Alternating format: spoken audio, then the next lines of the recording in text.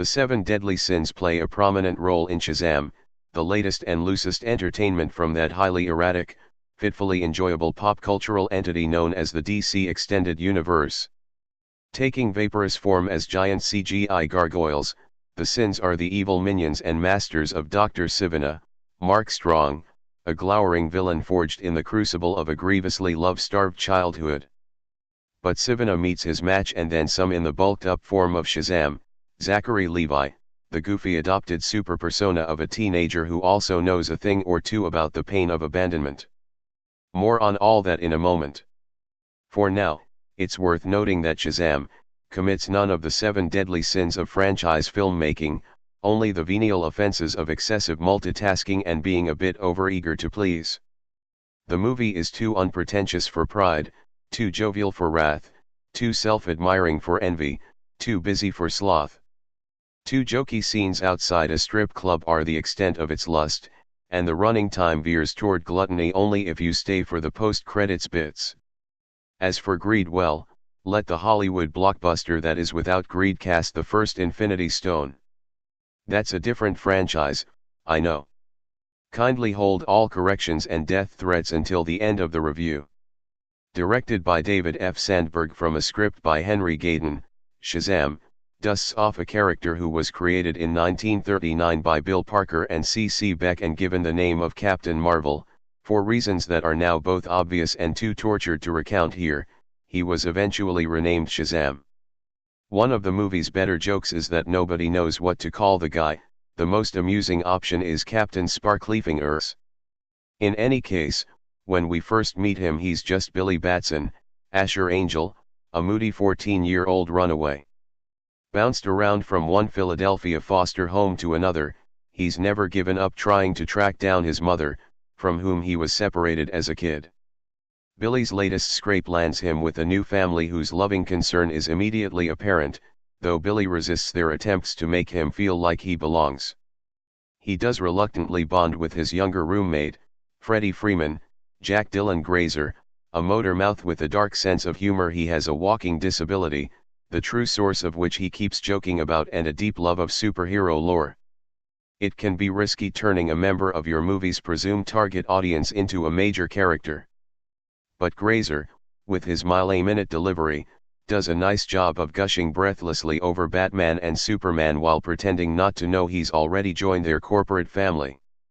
Billy's heroic destiny zaps into focus when he has an encounter with an aging wizard, Jimin Hoon-soo, who's the last of his benevolent kind and looking for a replacement.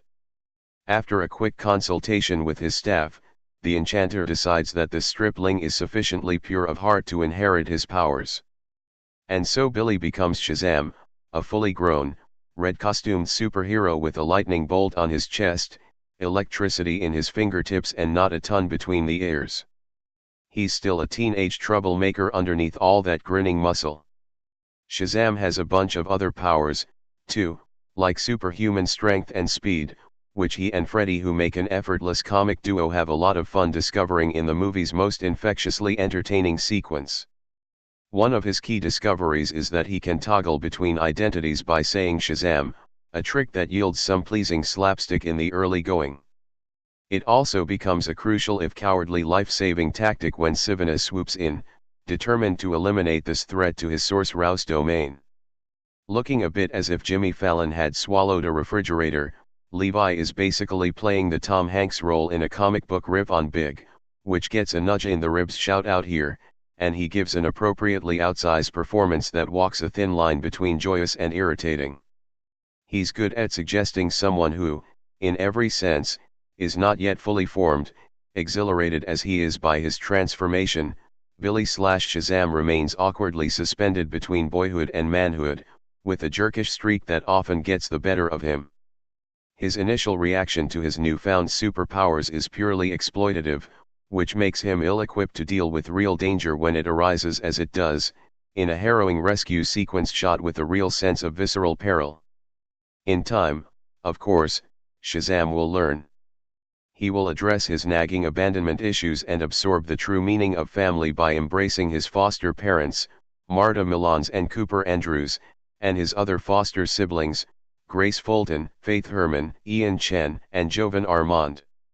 The supporting players are a winning bunch. Herman and Fulton have especially sweet moments and they help keep the movie aloft even when it threatens to buckle under all its jokes, subplots, emotional reckonings, tie-in references and repetitive action sequences. And then there are strong scenes of villainous retribution, which are blood-curdling enough to remind you that Sandberg bagged his first Hollywood credits on the horror movies Lights Out and Annabelle, Creation.